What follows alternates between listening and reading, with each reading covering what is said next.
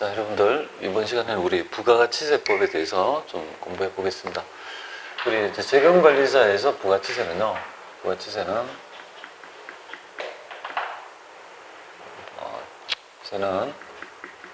몇 문제 정도 나오냐면 한 8문제 정도?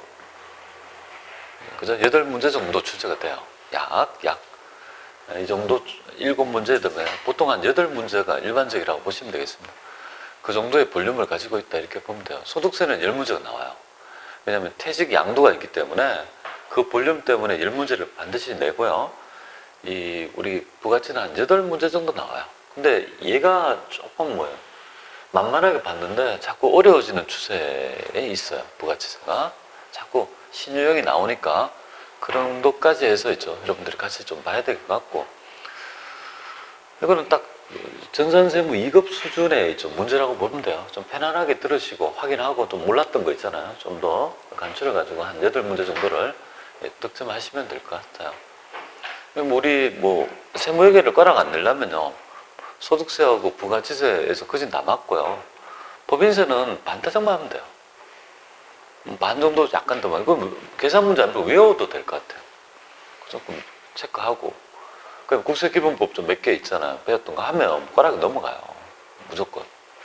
그렇게 하셔도 되고요. 아니면 법인세 좀 자신 있는 분들은 보시는 게 다 법인세 공부한 분들 꽤 많은데요. 그럼 그게 크게 어려운 건 아니잖아요. 그래서 기출된 위주로 하시면 무난히 고득점 되지 않을까 이렇게 봐요. 한 80점만 맞으면 되지 않아요? 90점 맞아가지고 상 주는 것도 아닌데, 그죠? 그런 거잖아요. 그러니까 적당하게 맞추시면 될 것 같아요. 자, 부가치세 한번 어떤 의미를 내포하고 있는지 한번 보겠습니다.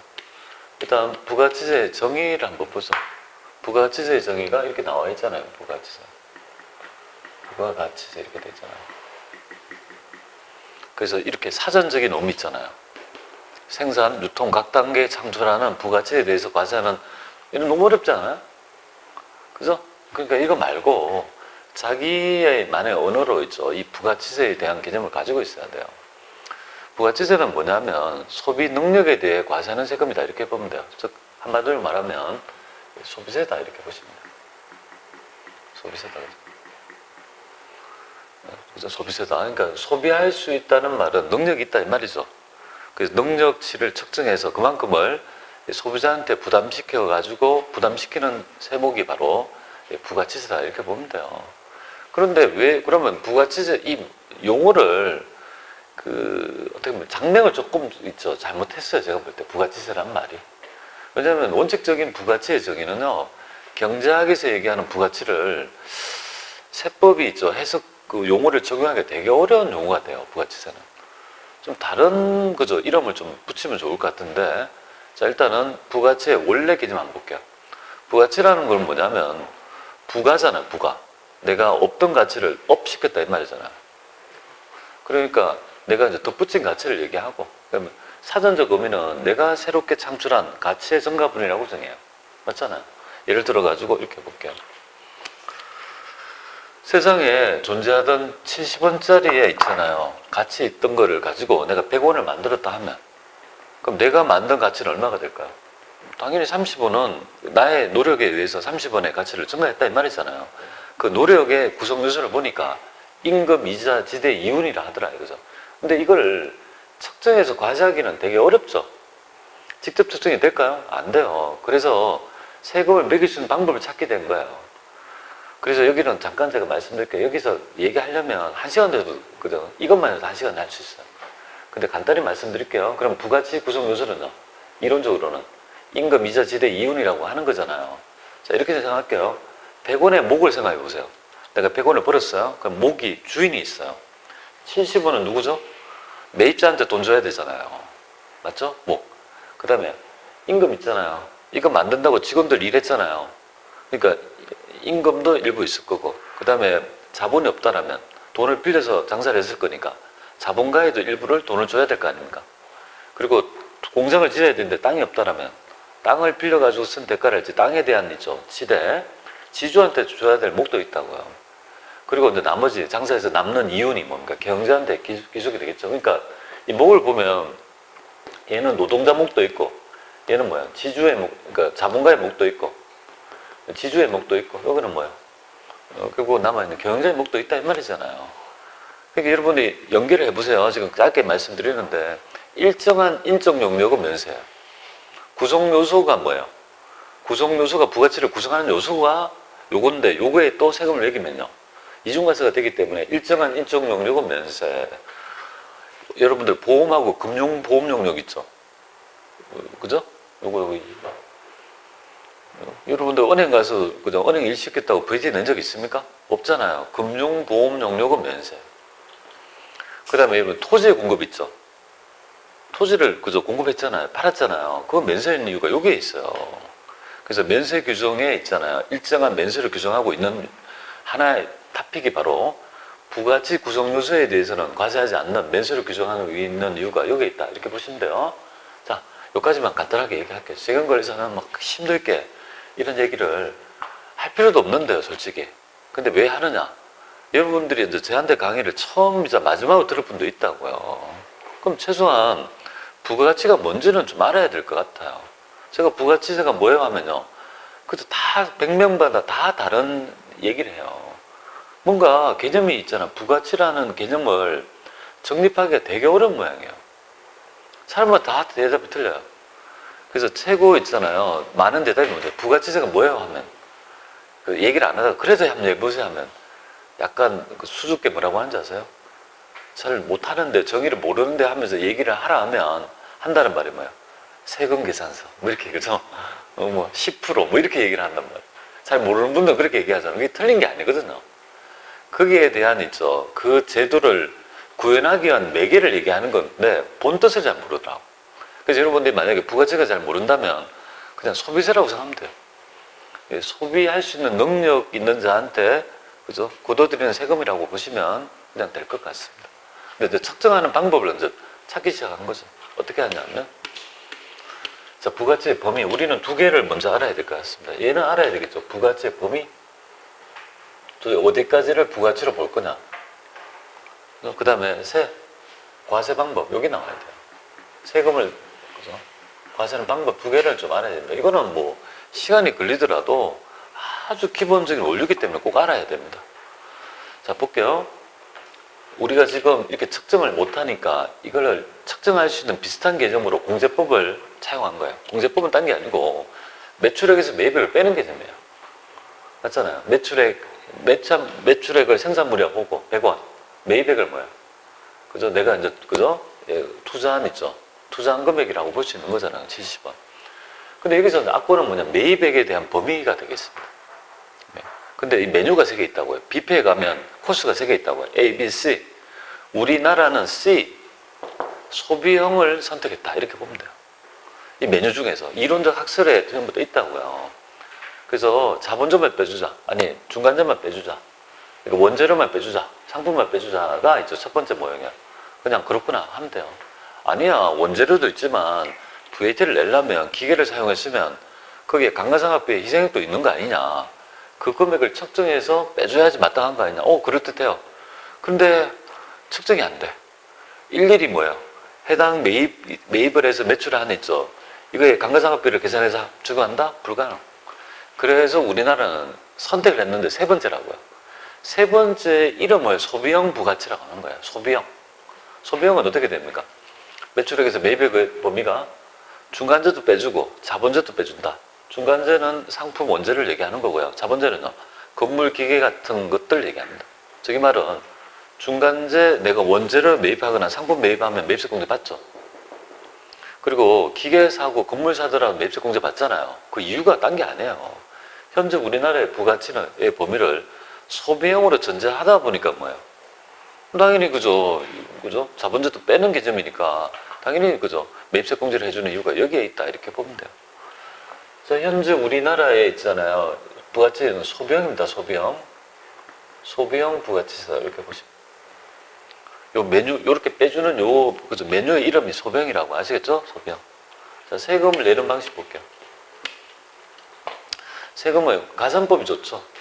그러니까 세율을 10% 할게요. 그럼 다 돼가지고 그러니까 임금 15원, 이자 3원, 지대 10원, 5원. 그럼 얼마야? 너무 어렵겠네. 20. 17원. 7원? 네, 7원. 이렇게 전부 다 뭐야? 요소 시장에서 일어나는 측정을 다 해가지고 세율을 때린다? 아주 이상적이죠. 근데 현실감이 없죠. 적용이 뭐예요? 불가능하죠. 이게 다 합하면 30원이잖아요. 곱하기 10% 하면. 3원. 그런데 이상적이다. 안 된다. 이런 거 못한다. 그죠? 그러니까 할 수 있는 과세 방법을 찾기 시작하는 거예요. 그래서 나타난 공제법에선 두 가지가 나타나요. 근데 이 두 가지 이름을 알아야 돼요. 부가세의 범위는 소비형만 알면 돼요. 소비형의 범위가 뭔지 알면 되는데 얘는 두 가지의 이름을 다 알아요. 전단계 거래액공제법하고요. 세액공제법하고. 이 두 가지를 구분할 줄 알아야 돼요. 훨씬 좋은 거는요. 첫 번째, 전단계 거래액공제법이 됩니다. 왜 그런지 볼게요. 매출액이 100, 매입액이 70, 세율이 10% 가정하겠습니다. 매입이 있고 매출이 있는 거 아니겠습니까? 그죠? 그래서 거래한 금액을 공제한다. 전 단계가 매입 단계거든요. 그래서 매출은 100원, 매입은요? 70원, 과표는요? 30원, 10%면 3원. 이렇게 되죠. 맞잖아요. 내가 새롭게 가치를 증가한 거는 30원이 맞잖아요. 과표가 얼마가 돼야 됩니까? 30원이 돼야 마땅한 거잖아요. 맞죠? 끄떡이지잖아요. 좋잖아요. 부가치의 정의가 내가 새롭게 가치를 증가한 순가치의 증가분이니까 내가 가치를 증가하면 30원 맞지 않습니까? 그렇게 마땅하다고 보는 거예요. 좋아. 이거 할 거야. 그런데 결정적으로 뭐예요? 과세관청에서 이 세목을 적용을 못해요. 왜 못하는 줄 아세요? 여러분들 매출이라는 거는 매입이 없으면 나타나지 않지 않습니까? 매입 원본을 가지고 매출이 일어나는 거잖아요. 그러면 이걸 만약에 과세 방법으로 한다면 과세관청이 일일이 사업자한테 찾아가서 너가 투입한 매입액에 따른 대응하는 매출액을 다 알아가지고 네가 실제로 손액을 알아가지고 세금을 냈는지 확인해야 된다는데 그게 현실적으로 가능합니까? 불가능하다고요. 그 방법을 쓰고 싶은데 못 쓴다. 그래서 나타난 방법이 뭐예요? 눈물을 머금은 건 뭐예요? 얘를 쓰고 싶은데 못 쓰고 전단계 세액공제법을 사용한 거예요. 세액공제법 때문에 나타난 게 있잖아요. 개념이 한 두 개가 있는데요. 여러분들, 그럼 전단계 세액공제법은 딴 게 아니고요. 매출세액과 매입세액이라는 걸 개념을 가지고 이걸 과세하는 방법이에요. 위보다는 별로 좋지 않아요. 왜냐하면 과표를 보세요. 과세표준의 10%예요. 과세표준은 얼마죠? 100원이라고요. 100원. 아니 100원은 내가 가치를 증가한 분이 아니잖아요. 놈이 만든 가치가 같이 포함되어 있는 거잖아요. 그죠? 내가 새롭게 가치를 증가한 분이 아니잖아요. 30은 아니잖아요. 근데 매출은, 그리고 대응하는 매입액을 위를 적용할 수 없으니까 이런 방법을 쓴 거예요. 그래서 매출액은 나오잖아요. 판가격이 나오잖아요. 그게 무조건 10% 때려. 그죠? 때리죠? 그러면 10원이 되잖아요. 10원이 되잖아요. 그리고 네가 있잖아. 요거 매입한 거 있지. 사용했는지는 몰라도 돼. 사용 여부에 가리지 않고 매입했다는 근거만 있으면 무조건 빼주겠다 이 말이에요. 그래서 여러분들이 보면 아주 이상적인 거는 매입을 사용해서 매출이 나와야 되잖아요. 근데 우리 법이 현재 사용하지 않는 매입액도 무조건 다 전액 공제해 주죠. 그 이유가 바로 여기에 있습니다. 현재 우리가 법 규정에 적용되는 전단계 세액공제법이라면 이럴 수밖에 없다 이 말이에요. 그래서 이건 사용하고 관계없습니다. 그럼 7원 빼주면요. 3원 이렇게 되겠습니다. 그래서 현재 우리나라에 있잖아요. 과표는요. 아쉽게도 내가 새롭게 창출한 가치증가분이 아니고 어떻게 됩니까? 그래서 매출액 전체 있죠. 전체가 과표가 되는 거예요. 그래서 우리 현재 부가치세법의 과세표준은요. 공급가액이 되잖아요. 공급가액은 매출액을 의미하는 거예요. 과세표준 및 매출세액 나오잖아요. 그리고 하나 더 말씀드리고 볼게요. 여러분들 부가세 신고서를 보면 이런 궁금한 점이 없었나요? 우리가 입력을 하면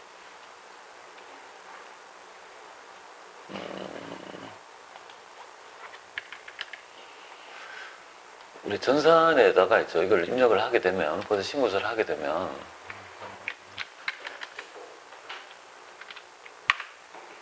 자, 이거 한번 볼게요. 이거 한번 찍어볼게요. 여기는 만약 5천만 원 치면 어떻게 됩니까? 그래서 자동으로 10% 튀어나오죠. 근데 매입세액은 튀어나와요? 안 튀어나와요? 안 나와요. 이거 밑에 보면 똑같이 뭡니까, 여기? 뭐 500만 원 치면 10% 나와야 안 나와요? 안 나오잖아요. 그죠? 1,000만 원 치면. 안 나온다고요. 매입세액은. 왜 안 나오냐 이 말이에요. 당연히 전단계 세액공제법 때문에 나타나는 있죠. 결론이다 이 말이에요. 전단계 세액공제법 어떻게 하는 거예요?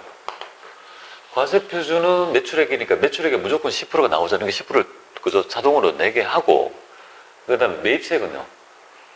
매입세액은 10%가 아니고 네가 세금계산서에서 받은 있잖아. 매입세액.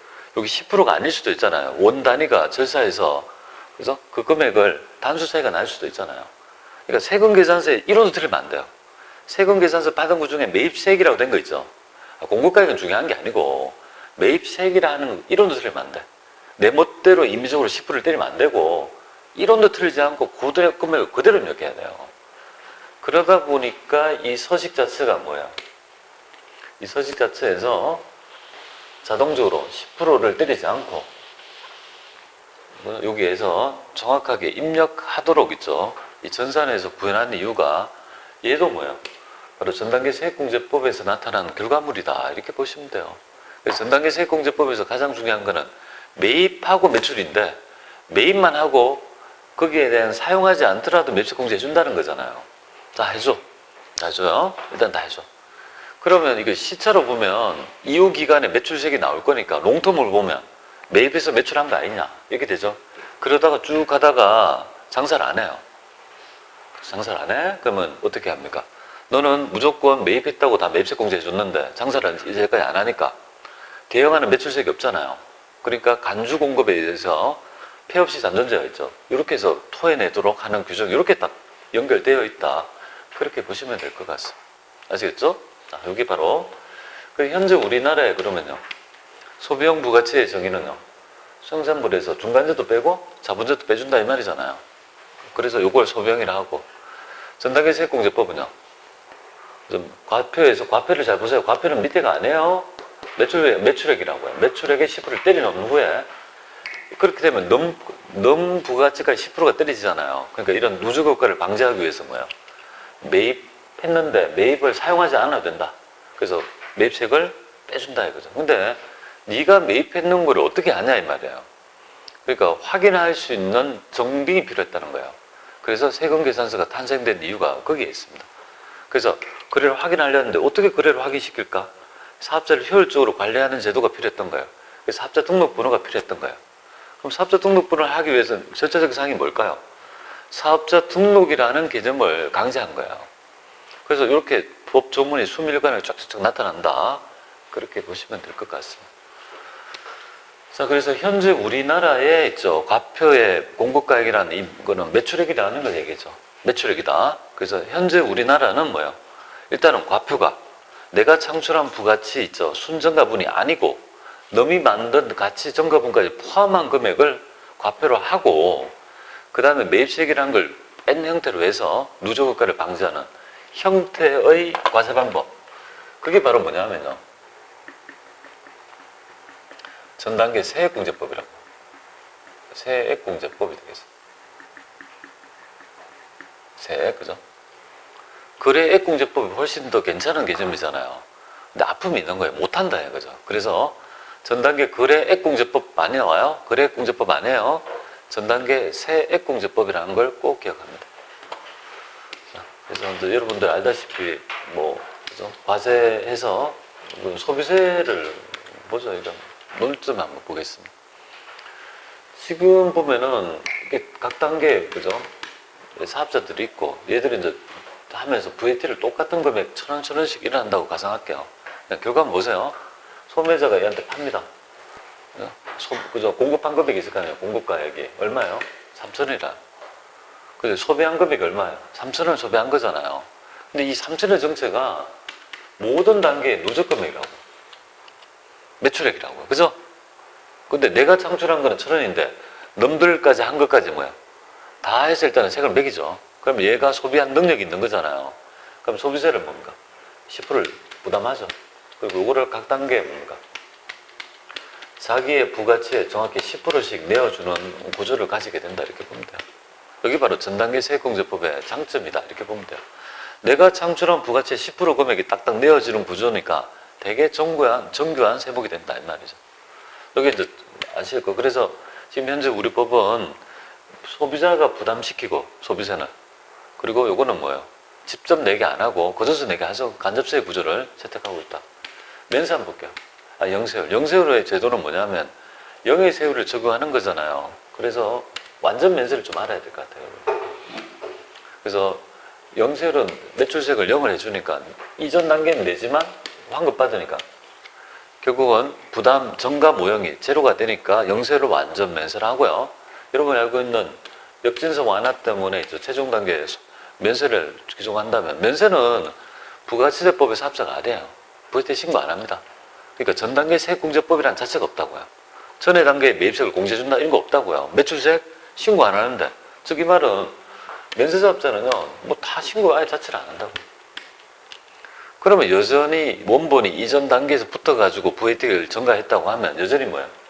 3,000원인데 200원은 뭐예요? 전가되는 모형이죠, 그죠? 그래서 소비자가가 3,200원이 형성된다는 겁니다. 그러니까 면세는 완전 면세가 아니고요. 자기 단계에 세액을 면해줄 뿐이지 이전 모형적으로 보면 이전 단계에 뭐예요? 붙어 있던 거는 여전히 소비자한테 전가한다고 해서 부분 면세, 불완전 면세 기억하고요. 요거 한번 마지막에 볼게요.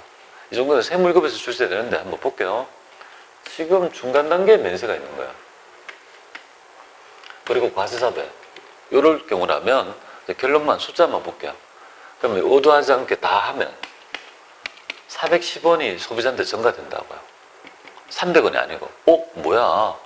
중간에 면세가 끼어가지고 소매 과세에 사용하니까 소비자한테 의도하지 않게 이 세액이 최고 많아봤자 330원, 3,300원이잖아요.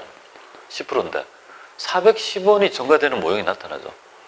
얘가 바로 전단계 세액공제법에 가장 있죠. 약점이다 이렇게 보면 돼요. 그러다 보니까 이런 것들을 알아요.